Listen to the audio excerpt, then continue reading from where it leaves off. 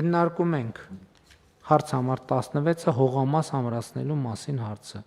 Զեկուցող տարածքային կառավարման և ենթակառուցվածքների նախարար Դավիթ Խուտացյան։ Շնորհակալ եմ, մեծարգո վարչապետ, հարգելի գործընկերներ, ձեր քննարկմանն եմ ներկայացնում հողամաս ամրացնելու մասին կառավարության որոշման նախագիծը, որով նախատեսվում է աշտարակ համայնքի օրգով բնակավայրում գտնվող 4 հեկտար մակերեսով հողամասը, որի շուկայական կադաստրային մոտարկված արժեքը կազմում է շուրջ 31.7 միլիոն դրամ, ամրացնել կրթության, գիտության, մշակույթի, սպորտի նախարարությանը, ինչու հենց ԿԳՄՍ նախարարությանը եւ ոչ պետգույքին, որովհետեւ ի սկզբանե հողամասը 60 հոդվածի է եւ օտարման ենթակա չի եւ որպես լիազոր մարմին առաջարկում են ԿԳՄՍ-ին ամրացնել, պիտի ասեմ, որ հողամասը Հայաստանի Հանրապետությանը փոխանցվել է Հակակոռուպցիոն դատարանի 2025 թվականի հունվարի 13-ի վճռով աշտարակի համայնքապետի դեմ դատախազության հայցի բավարարումից հետո այս հողամասի աճուրդը կայացել է 2005 թվականին, այդ աճուրդը ճանաչվել է անվավեր եւ դրա հիմքով 2025 թվականի մարտի 14-ին հողամասը արդեն պետական գրանցում է ստացել որպես Հայաստանի Հանրապետության սեփականություն, խնդրում եմ հաստատել։ Շնորհակալություն Տիկին Վարդապետյան, սա ինչ ուղղությունով է, այսինքն պետական շահերի պաշտպանությունով է, համայնքային թե ապօրինի գույքով, համեցիկ։ Շնորհակալություն, մեծարգո վարչապետ, կառավարության հարգելի անդամներ, նախարարը գրեթե ամբողջությամբ ներկայացրեց կատարված աշխատանքը, ընդամենը ընդգծեմ, որ սա համայնքային շահի պաշտպանության գործառույթի շրջանակում դատախազության կողմից ներկայացված հայցի բավարարման արդյունք է, պարոն վարչապետ։ Նախկին ղեկավարը օրգով համայնքի 2005 թվականի ապրիլի 25-ի աճուրդով 4 հեկտար մակերեսով հողամասն օտարել էր իր որդուն, ավելին հողամասը տարիներ շարունակ չի օգտագործվել իր նպատակային նշանակությամբ։ Պարոն Խուտացյանը նշեց, որ սա հատուկ պահպանվող տարածք նպատակային նշանակության հողատարածք է, այդ պատճառով ամրացվում է կրթության, գիտության, մշակույթի և սպորտի նախարարությանը։ Սա կատարված աշխատանքի մի մասն է, ձեր թույլտվությամբ անդրադառնամ նախորդիվ կառավարության որոշումներով դատախազության տարբեր լիազորությունների շրջանակում ամրացված գույքերին։ Մեկ շաբաթ առաջ մեկ այլ գերատեսչության շրջակա միջավայրի նախարարությանն է ամրացվել 2 հողատարածք, որոնք գտնվում են Մայրաքաղաքի հեռուստաաշտարակին հարող տարածքում։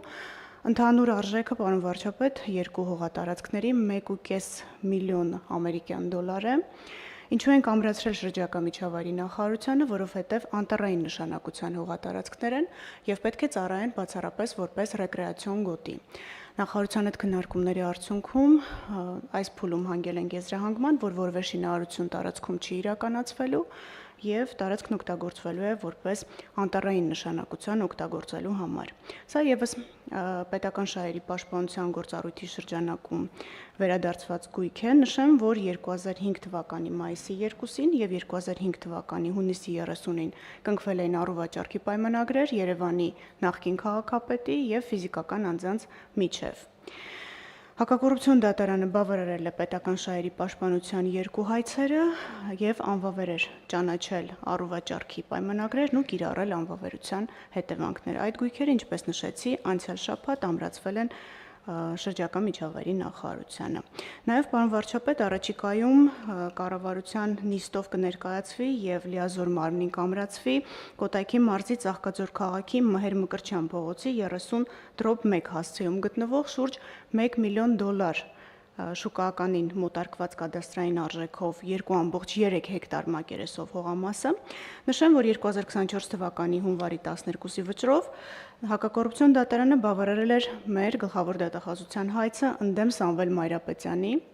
եւ հայցով մենք պահանջել էինք անվավեր ճանաչել առուվաճառքի պայմանագիրը, աճուրդը եւ կիրառել անվավերության հետևանքներ։ Դատարանը բավարարել է մեր հայցը, վճիռը մտել է օրինական ուժի մեջ, առաջիկայում ըստ նպատակային նշանակության գույքը կամրացվի լիազոր մարմնին կառավարության։ Պարոն վարչապետ, ես կարող եմ շատ խոսել հայցերից, ուղղակի չեմ ուզում չարաշահել ժամանակը, նշեմ, որ մենք պարբերաբար այս հայցերի մասին հանդես են գալիս պաշտոնական հաղորդագրություններով, նաեւ տեղեկացնում ենք կառավարության մեր գործընկերներին, որ նման գույքեր կան վերադարձված եւ գույքերը անհրաժեշտ է ըստ իրենց նպատակային նշանակության կիրառել։ Ձեր թույլտվությամբ անդրադառնամ նաեւ վերջին 2 ամիսների ընթացքում մի շարք համայնքներում համայնքային շահերի պաշտպանության գործառույթի շրջանակներում վերադարձված գույքերին, Իջևան եւ Դիլիջան համայնքներին վերադարձվել են մանկապարտեզների տարածքներ, մասնավորապես Տավուշի մարզի դատախազությունը կրկին պետական համայնքային շահերի պաշտպանության լիազորության շրջանակում ուսումնասիրել էր Տավուշի մարզի Իջևան համայնքի Խաշտարակ բնակավայրին սեփականության իրավունքով պատկանող 9-րդ փողոց 11 հասցեում գտնվող 198.45 քառակուսի մետր մակերեսով համայնքի մանկապարտեզի մասնաշենքի փաստաթղթերը։ Նշեմ, որ շատ հաճախ մեր ուսումնասիրությունների հիմքը, ինչպես ենք մենք իմանում, այս կամ այն համայնքային նշանակության գույքը մասնավոր անձանց պատկանելու մասին, դա քաղաքացիների դիմումներն ու հաղորդումներն են, որոնք մենք ստանում ենք տարբեր եղանակներով, ինչպես սոցիալական կայքերի միջոցով, այնպես էլ գրավոր փաստաթղթերով։ Ուսումնասիրության արդյունքում պարոն վարչապետ նույն սխեման էր վերհանվել 2017 թվականի փետրվարի 27-ին Խաշտարակ գյուղական համայնքը իդեմս համայնքի ղեկավարի կնքել էր անշարժ գույքի վարձակալության պայմանագիր։ Մեզ շատ հետաքրքրել էր պայմանագրի արժեքը տարեկան 165.000 դրամ վարձավճար, երբ մենք բաժանեցինք ամիսների, դա մոտավորապես 13750 դրամ էր կազմում ամսական եւ 25 տարի ժամկետով վարձակալության էր հանձնվել մանկապարտեզի մասնաշենքը։ Նաեւ նյութերի ուսումնասիրությամբ պարզվել էր, որ 2017 թվականի փետրվարի 27-ին կնքված պայմանագրի հետևանքով փաստորեն վարձակալության հանձնված անշարժ գույքը չէր ներառվել 23 թվականի հոկտեմբերի 24-ին մեկնարկած մանկապարտեզի հիմնանորոգման աշխատանքներին։ Արդյունքում մանկապարտեզը հիմնանորոգվել էր կիսատ։ Իջևան համայնքի Խաշտարակ բնակավայրի մանկապարտեզի այս խնդրի վերաբերյալ գրությամբ տեղեկացվել է համայնքի ղեկավարը, այս պահին անշարժ գույքի վարձակալության պայմանագիրը լուծված է եւ մենք նաեւ համայնքին տեղեկացրել ենք, որ անհրաժեշտ է հետագա հիմնանորոգման աշխատանքներում ներառել նաեւ այդ տարածքը։ Նշեմ, որ շուկայականին մոտարկված կադաստրային արժեքը մանկապարտեզի 44 միլիոն 121 հազար դրամ է։ Դիլիջան համայնքի Շահումյան փողոցի 34 հասցեում գտնվող 891.1 քառակուսի մետր մակերեսով մանկապարտեզի մասնաշենքին, պարոն վարչապետ, դուք կառավարության նիստերից մեկին անդրադարձել եք, չեմ կրկնի այնինչ կառավարության նիստում արդեն հնչել է, մենք կհավելեմ, որ մանկապարտեզն արժե մոտավորապես 85 միլիոն 935 հազար դրամ, դա կրկին շուկայականին մոտարկված կադաստրային արժեքներ։ Վերջին 2 ամիսների ընթացքում, պարոն վարչապետ, նաև համայնքային շահի պաշտպանության գործառույթի շրջանակում Գեղարքունիքի մարզի Մարտունի համայնքին սեփականության իրավունքով վերականգնվել է նույն համայնքի Գետափնյա 2-րդ փողոց 22 հասցեում գտնվող շուրջ $321,000 շուկայականին մոտարկված կադաստրային արժեքով 6.5 հեկտար մակերեսով մարզադաշտը։ Ըստ էության իրավական բոլոր նրբություններն արդեն լուծված են եւ մայիսի 12-ից այս մակերեսով մարզադաշտը գտնվում է համայնքի սեփականության ներքո, այդ մասին տեղեկացվել են ինչպես գործընկերները, այնպես էլ հանրությունը։ Կրկին սա համայնքային շահերի պաշտպանության գործառույթի շրջանակում մեր իրականացված աշխատանքի մի մասն է, պարոն վարչապետ։ Շնորհակալ եմ Տիկին Վարդապետյան, այո, դուք ճիշտ նշեցիք, որ մասնավորապես Դիլիջանի մանկապարտեզին ես կառավարության նախորդ նիստերից մեկում անդրադարձել էի, եւ ընդ որում անդրադառնալիս ես այսպիսի մի ձևակերպում էի արել, որ նախկին մի պաշտոնյայի ընտանիքի հետ է կապված այդ մանկապարտեզի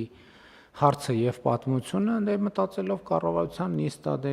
հիմա ինչ կարիք կա կոնկրետ ասել։ Եվ հետո այդ կառավարության նիստից դուրս եմ գալիս, չգիտեմ, այդ ընթացքում դրանից ինչքան առաջ, ինչքան հետո տեսնեմ այդ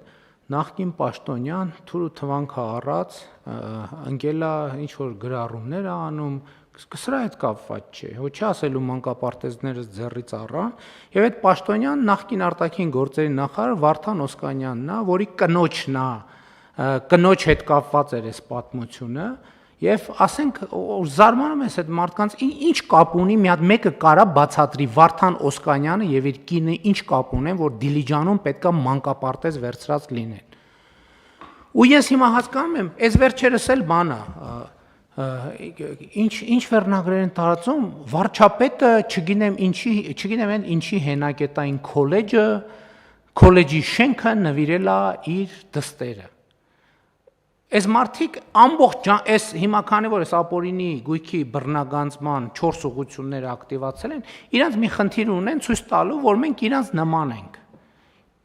Իրանք մի խնդիր ունեն, իրանք արդեն չեն էլ բանանում, ուզում, չեն էլ փորձում ապացուցեն, որ իրանք թալանչի սրիկաս տահակ են, կներեք այս բառակապակցությունների համար։ Իրանք հիմա ուրիշ խնդիր են դրել, իրանք վարչապետը Ֆրանսիայում 3 միլիոն բանով եվրոյով տուն է գնել։ Ասենք մերկու դաշնակ մաշնակ կա Ֆրանսիայում, տանում են 3 եվրոյով կայք են բացում մի շաբաթանոց, մեջը ինչ զառանցանք ասես դնում, դե արի ապացուցի, որ ասում եմ, այս մարդիկ Քոչարյանա սերժական ստահակ զանգված էլ չել փորձում ապացուցի, որ իրանք բան են։ Եվ մենք կոռեկտություններ պահելով սխալվում ենք։ Օրինակ մենք չենք արձանագրել պաշտոնապես, որ Ռոբերտ Քոչարյանը կաշառակեր է։ Եվ դա արձանագրված է դատարանի որոշմամբ։ Որովհետև մարդը գնացել է իր դեմ կաշառքի գործը, ասել է վաղեմության ժամկետ կիրառեք։ Դա տեղի է ունենում այն ժամանակ, երբ որ ինքը խոստովանում է, որ ինքը կաշառակեր է։ Հիմա Հայաստանի Հանրապետության դատական համակարգում պաշտոնապես արձանագրվել է, որ Հայաստանի Հանրապետության երկրորդ նախագահի պաշտոնը զբաղեցրած անձը կաշառակեր է։ Թողնան դատի տան։ Հիմա սրանից հետո ես երբ ելույթ ունենամ Ռոբերտ Քոչարյան անունը հնչի, ասելու եմ կաշառակեր Ռոբերտ Քոչարյանը եւ այլն եւ այդպես շարունակ։ Լավ, ամեն ինչին չափ կա, սահման կա։ Ամեն ինչին չափ կա, սահման կա։ Վարչապետը վիլա է առեբանում։ Իրանք էլ չեն ժխտում, որ բանում Հունաստանում բան կղզի ունեն։ Իրանք այլևս չեն կարա պաշտպանվեն, որ իրանք թալանչի կաշառակեր են։ Իրանք ուզում են ցույց տան, որ դե իրանք էլ են, իբր մենք էլ ենք թալանչի կաշառակեր, չեք հասնի այդ նպատակին, որովհետև ամեն մի անհեթեթության հետևից գնան, եւ իմիջիայլոց այս անկանոն շարժումներն էլ կապված են այս գույքի բռնագանձման, այս համակարգերի, իմիջիայլոց համայնքային շահի պաշտպանության այս օրենքը ընդունվել է 2021 թե 22 թվական։ 2023 թվականի ապրիլին բան։ 23-ին ժամանակն է։ 23։ Հա, ու որովհետև մենք ապօրինի գույքի բռնագանձման համակարգ, այսինքն մի քանի համակարգեր ստեղծել, մենք է նկատեցինք, որ մի րոպե ժողովուրդ ջան, մի հատ հսկայական շերտ դուրս ամանում, եւ այդ շերտն են, որ համայնքները կղզիացած, այսինքն ըստ էության վերահսկողության մեխանիզմների բացակայության պայմաններում, իրանք ինչ ասես սեփական բادرանով ով պետք է զբաղվի։ Եվ այո, էլի մեծ դիմադրության պայմաններում համայնքային շահի այս գործառույթը վերապահեցինք դատախազության։ Այն ժամանակ էլ էր ասում, վայ, բռնապետական համակարգ ենք սարքում եւ այլն, ուր այդ բռնապետական համակարգը։ Ուր այդ բռնապետական համակարգը, ընդ որում միջազգային բոլոր բաներով, ռեսուրսներով Հայաստանի Հանրապետությունը ժողովրդավարական երկրների ցանկում է, շարքում է եւ ամրապնդում է տեղը, շատ կարեւոր է։ Եվ ահա այս ամեն ինչը կապված է ուղիղ սրա հետ, որովհետեւ երբ որ մարդկանց ձեռից սկսում ես գույք բան անել, գույք վերցնել, ապօրինի թալանված գույքը հետ վերցնել եւ մարդիկ զգում են, որ մոտենում է, ինչ պետք է անեն։ Պետք է փորձեն, ցույց տալ, որ դե իբր մենք էս վերցնում ենք մեզ, Դիլիջանի մանկապարտեզը վերադարձրին, այո, ճիշտ է, բայց այնուամենայնիվ այն հենակետային քոլեջները, հանրապետության հենակետային քոլեջների մի մասը վարչապետը նվիրեց դստերը, երկրորդ մասը երկրորդ դստերը, երրորդ մասը երրորդ դստերը, չորրորդ մասը ընդհանրապես բաները, համալսարանները որդուն է նվիրել, բաները, մարզադաշտերը եւ մարզադպրոցները, ասենք, չգիտեմ, ելում եւ այդպես շարունակ։ Բայց մենք շարունակելու ենք այդ բոլոր թալանվածները հատիկ վերադարձնել։ Ուրիշ տարբերակ չկա, չեմ փախնի։ Ոնց որ ասել են, ոչ մի ձուկ եւ ոչ մի մուկ չի պլստալու, արդեն չեմ պլստում։ Ու դրանից անկանոն շարժումներ եւ անկանոն գորգորոսներով լցրել են Հայաստանի Հանրապետությունը։ Համեցեք տիկին Վարդան։ Ձեր թույլտվությամբ, պարոն վարչապետ, ուղղակի հստակեցնեմ, Դիլիջանի մանկապարտեզը, այո, 19 տարի շարունակ չի բարեկարգվել եւ պատկանել է առաջինը երեխաներին հասարակական բարեգործական կազմակերպությանը, հիմնադրամին, որը ճիշտ է պատկանել է նախկին արտաքին գործերի նախարար Վարդան Օսկանյանի տիկնոջը, տիկին Նանե Օսկանյանին եւ Ըստ էության քրեական վարույթի շրջանակներում է, որ հաշտության արդյունքում համայնքի հետ 19 տարի շարունակ ուղղակի դատարկ կանգնած շենքը վերադարձվեց համայնքին եւ մենք նաեւ ճշտել ենք արդեն մեր գործընկերներից, որ ներառված է սուբվենցիոն ծրագրում եւ առաջիկայում նույնիսկ ներկայացված է կառավարության հաստատմանը, որպեսզի մանկապարտեզը վերանորոգվի, հիմնանորոգվի ըստ էության եւ մեր հաշվարկներով մոտ 120 երեխա դուրս էր մնացել նախադպրոցական կրթությունից հենց այս մասնաշենքը ժամանակին շահագործման չհանձնելու արդյունքում։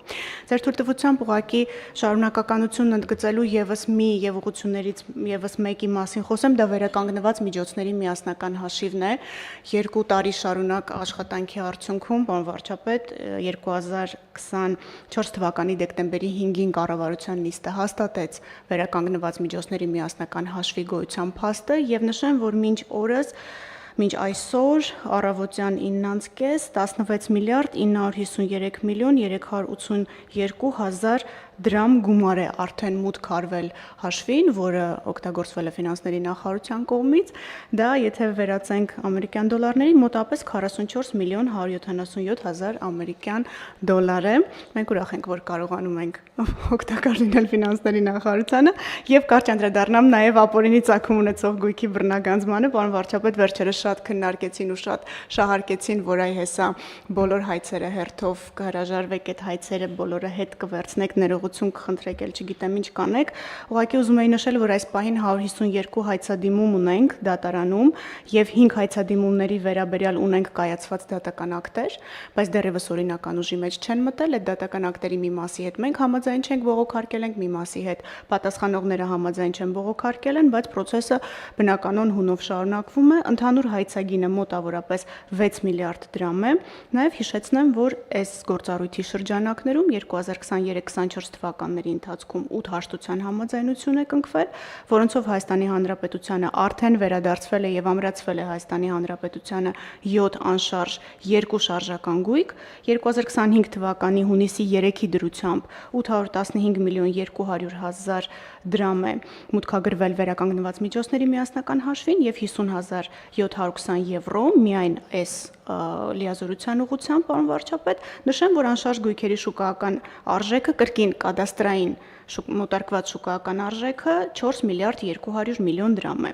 Նաև մեկ օրինական ուժի մեջ մտած վճռով արդեն Հայաստանի Հանրապետության սեփականության իրավունքն է գրանցվել մեկ բնակարանի եւ մեկ առանձնատան նկատմամբ 2025 թվականի ապրիլի 10-ին կառավարության որոշմամբ այս երկու գույքերը ամրացվել են տարածքային կառավարման եւ ենթակառուցվածքների նախարարության պետական գույքի կառավարման կոմիտեին։ Գործընթացն ընթացքի մեջ է, շարունակական քայլերով շարժվում է առաջ, ապօրինի գույքի մասով միայն նշեմ, որ Սահմանադրական դատարանի վերջին որոշումից հետո դատական պրակտիկան որոշակի իհարկե հստակեցումների ենթարկվում է, արդեն գործընթացն ընթացքի մեջ է եւ կոնկրետ հայցերով լինում են իրավիճակներ, երբ մենք վերահաշվարկներ ենք անում կամ նոր հիմքերով ուսումնասիրություններ ենք կատարած լինում եւ նոր հայցեր ենք ներկայացնում դատարան։ Շնորհակալ եմ։ Շնորհակալ եմ Տիկին Վարդապետյան, բայց ես այնուամենայնիվ հասկանում եմ, որ Սահմանադրական դատարանի որոշումը նախ շատ կարևոր էր արձանագրելու, որ համակարգը սահմանադրական է, բայց այնուամենայնիվ այնտեղ կարգավորումներ բերվեցին, որը կարծում եմ տրամաբանական է, որ եթե խոսում ենք ապօրինի գույքի մասին, պետքա որոշակի կապ լինի պաշտոնավարման եւ պետական պաշտոնի կոնկրետ ժամկետների եւ այլնի հետ եւ ես ինչքան հասկանում եմ, որոշ դեպքեր կլինի, որ ինչ որ հայցերից պետք կլինի հրաժարվել, հետագայում այլ վերահաշվարկների եւ այլնի առումով, այդտեղ էլ մեծ խնդիր չկա, որովհետեւ դա իրավական գործընթաց է եւ ընդհանուրի մեջ էական տոկոս չի լինի, ել չեմ ասում այդ նոր կարգավորումը չի խոչընդոտ դառնա արդեն Սահմանադրական դատարանի սահմանած շրջանակում վերադառնալ այդ հարցին եւ արդեն պաշտոնավարման հետ ուղիղ կապի ապացուցելիության պարագայում այդ նույն հարցերին անդրադառնալ։ Այսինքն շատ կարևոր է, որ համակարգը ըստ էության Սահմանադրական դատարանի որոշմամբ վերջնականապես կայացավ։ Եվ մենք գիտենք նաև, որ ինչ որ առումով դատարանները որոշակի սպասողականություն էլ ունեին կապված Սահմանադրական դատարանի որոշման հետ, որովհետև դա էլ հասկանալի է, հիմա ասենք դատավորները չէին ուզենա կայացնել որոշումներ, որոնք կարող էին Սահմանադրական դատարանի որոշմամբ ըստ էության հակադրության մեջ մտնել, եւ հիմա համոզված եմ, որ Սահմանադրական դատարանի որոշումը արդեն ավելի հստակ եւ անառարկելի պրակտիկա կձևավորի եւ դատախազության եւ դատարանների համար ավելի հեշտ կլինի կանխատեսելի հանրության համար կանխատեսելի միջավայրում աշխատել, ճիշտ եմ, չէ՞ հասկանում։ Շնորհակալություն, ճիշտ եք, պարոն վարչապետ, ես կանխատեսելի բառն էի ուզում ավելացնել, դուք խոսքի վերջում նշեցիք, սա կանխատեսելիության կարևոր ուղենիշ է մեզ համար, այո, կան հայցեր, որոնցից դատախազությունը հրաժարվել է, բայց այդ հայցերը կապված են եղել Սահմանադրական դատարանի որոշմամբ հստակեցված կարգավորումներով եւ օրինակ կապված չեն եղել ձեր կողմից նշված պաշտոնավարման հետ կամ օրինակ ընդհանրապես հանցագործության հետ կապված չեն եղել, դրանք շատ փոքր տոկոս են կազմում, որովհետեւ ի սկզբանե էլ որոշակի տրամաբանություն է եղել հանցագործության հետ չփոխկապակցված հայցեր չներկայացնելու, նաև գիտեք, որ օպերատիվ հետախուզական մարմինների կողմից ներկայացված տեղեկատվությունն է հիմք, որպեսզի ապօրինի ծագում ունեցող գույքը սկսի ուսումնասիրություն իրականացնել, այս առումով նույն process-ը անցել ենք նաև համայնքային շահերի հետ կապված, ուղղակի այնտեղ Վճռաբեկ դատարանը խաղի կանոնները սահմանեց, պարոն վարչապետ, դրանից հետո մենք համայնքային շահով սկսեցինք ավելի հստակ եւ դատարանների կողմից կանխատեսելի եւ ընդունելի հայցեր ներկայացնել, նույն process-ը այստեղ է հենց հիմա տեղի ունենում եւ այսա նորմալ աշխատանքային գործընթաց է։ Ես նշեցի, որ մենք էլ կա վճիռներ, որոնց հետ համաձայն չենք ու բողոքարկում ենք։ Կան գործեր, որոնցով եւ մենք եւ պատասխանող կողմը, օրինակ Վճռաբեկ բողոք է ներկայացրել, որովհետեւ մենք մեր մասով, նրանք իրենց մասով համաձայն չեն դատարանի կողմից ներկայացված դիրքորոշումների հետ։ Նաեւ մենք որոշ դեպքերում ակնկալում ենք, որ բարձր դատարանը, տվյալ դեպքում Վճռաբեկ դատարանը եւս կսահմանի իրավական որոշակիության շրջանակներ, որպեսզի մենք հետագայում Հայաստանի Հանրապետության համար խնդիրներ չստեղծենք սեփականության իրավունքի մասով։ Շնորհակալ եմ։ Համեցեք, պարոն։ Պարոն վարչապետ, ես ուզում եմ այնուամենայնիվ եւս մեկ անգամ այս սուր տեղեկատվությանը մենք անդրադառնանք, որովհետև ստացվում է, որ Վարդան Օսկանյանի կինը բարեգործական կազմակերպություն է հիմնադրում եւ այդ բարեգործական կազմակերպության իրականացած ճակերտավոր բարեգործության արդյունքում տարեկան 120 երեխա, եթե անգամ ամեն երեխա միջինը 2 տարի գնա մանկապարտեզ, ապա ստացվում է 1200 դիլիջանցի երեխա 20 տարի զրկվել է մանկապարտեզ գնալու իրավունքից։ Այսինքն Վարդան Օսկանյանի եւ իր տիկնոջ բարեգործության արդյունքում 1200 դիլիջանցի երեխա ընդհանրապես 20 տարվա ընթացքում չի գնացել մանկապարտեզ։ Այս մարդկանց բարոյական նկարագիրը եւ իրանց իրականացած բարեգործությունների շրջանակը, որից Հայաստանի Հանրապետության քաղաքացիները մինչեւ կոկորտը կուշտ են։ Համաձայն եմ, պարոն Պապոյան, բայց հարգելի գործընկերներ, ես ուզում եմ մեր ուշադրությունը հրավիրել մի այսպիսի հանգամանքի վրա, որովհետև այո, այն որ մենք այսպես շեշտադրումներ ենք անում, այն որ մեզ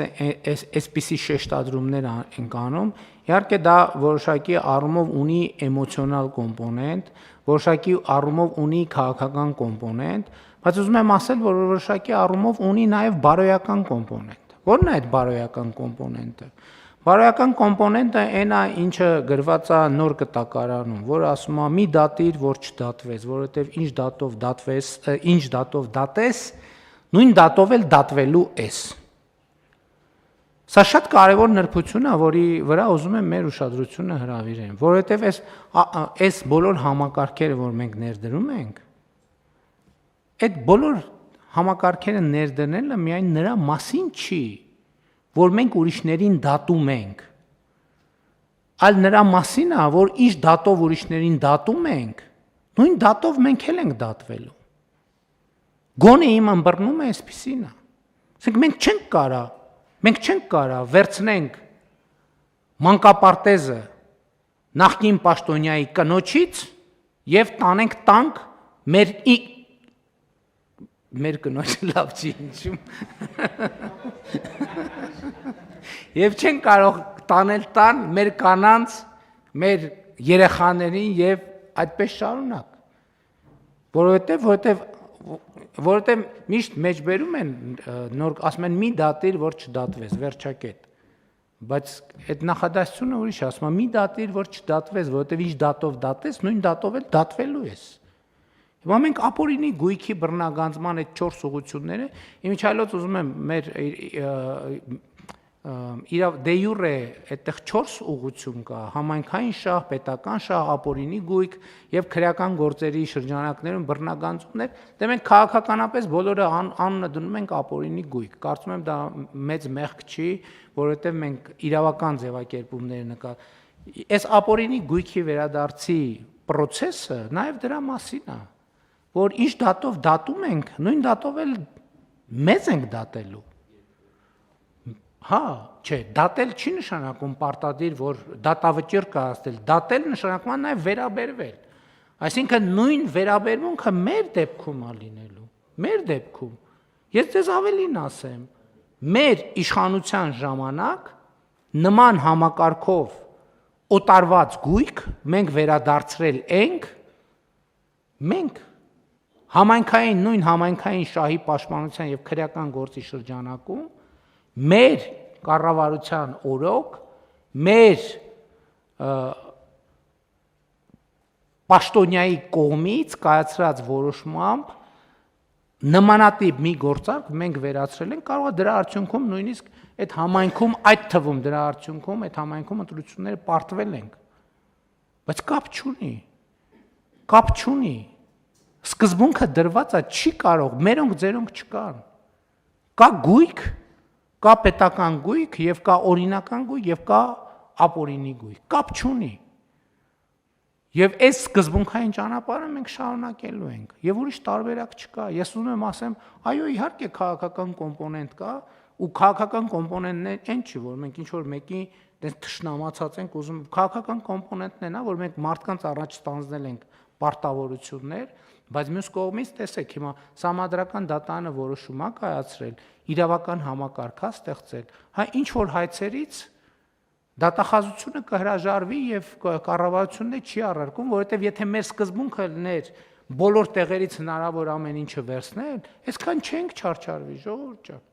Այսքան չենք չարչարվի, այսքան օրենքի նախագիծ, փոփոխություն, նոր օրենք, նոր դատարան, նոր համակարգ, համադրական դատարանի որոշում եւ այլն, եվրոպական դատարանի, հենա կգնայինք կվերցնենք, բայց 10 անգամ դրան անդրադարձել ենք։ Մենք չենք ուզում մեր երկիրը իրավականության ռելսերից դուրս դնենք, որովհետև դա իրավակարգի եւ պետության կորուստ կլինի։ Բայց մյուս կողմից էլ մենք հետևական ենք, որովհետև այո մարդկանց առաջ ստանձնել ենք պարտավորությունը, այո ուշացումով, գուցե ուշացումով այդ համակարգը թափ է հավաքում եւ բնականաբար մեծ հակազդեցություն իմիջիայլոց ինչքան գնա այդ հակազդեցությունը մեծանալու է։ Եվ այս նաև այդ հակազդեցությունից պաշտպանվելու համար է, որ մենք հասցեական թիրախային պետք է ասենք։ Ես պատահական օրինակը չբերեցի։ Այդ նույն ժամանակ ես գիտեի, չէ, բնականաբար ում անվան հետ է կապվում, բայց ես ոչ մի անուն չտվեցի մտածելով դե լավ, դե հիմա ինչ կարիք կա ամեն անգամ շեշտել, բայց սրանից հետո տեն չի լինելու։ Ամեն անգամ շեշտելու են, որովհետև այդ մեր կոռեկտության փորձը լրիվ ուրիշ ձև է օգտագործվում, լրիվ ուրիշ ձև է մեկնաբանվում։ Եվ հետևաբար ոչ միայն իրերն ենք կոչելու իրար անուններով, այլև իրերի հետ կապված մարդկանց էլ ենք կոչելու իրանց անուններով, որպեսզի որևէ տարընթերցում չմնա։ Համեցեք։ Պարոն վարչապետ, ձեր թույլտվությամբ ուղղակի դուք նշեցիք վերջին տարիներին կատարված թափ հավաքելու մասին, ես կցանկանայի ուղղակի թվերը նշել, որ ավելի ակնհայտ լինի, թե հետևողական աշխատանքի արդյունքում ինչ գործընթաց ունենք։ Մենք այս տարի իմ տարեկան հաղորդման համար 2018-24 թվականներն էինք համադրել եւ էլի թվերով չծանրաբեռնելու նպատակով ուղղակի նշեմ, որ շուրջ 46%-ը 96 միլիարդ 934 միլիոն դրամ վերադարձվել է 2023 եւ 2024 թվականների ընթացքում։ Խոսքը չի գնում արգելադրված, ապագայում վերադարձվելիք, խոսքը գնում է փաստացի Հայաստանի Հանրապետությանը եւ համայնքներին վերադարձված գույքի եւ դրամական միջոցների մասին։ Այսինքն այս առումով թվերը գոնե ցույց են տալիս, թե ինչքան արդյունավետ, ճիշտ է երկար, բայց արդյունավետ ճանապարհ է անցել ապօրինի ծագում ունեցող գույքը հավաքական իմաստով, եւ 23-24 թվականների ցուցանիշը դա ամբողջ 2018-24 թվականների ցուցանիշի համարյա կեսն է։ Համեցեք բան խոտեց։ Պարոն վարչապետ, կարծում եմ լավ առիթ է բարձրաձայնելու, որի կատարում են ձեր հանձնարարականի, մենք արդեն ունենք որոշում, որի մասին եւ մարզպետների աշխատակազմերը եւ համայնքները պատշաճ ծանուցվել են, ըստ որի առաջարկում ենք համայնքային սեփականություն հանդիսացող հողամասերը վաճառել վաճառքի համար մեկնարկային գին սահմանել շուկայական արժեքից ոչ պակաս, սա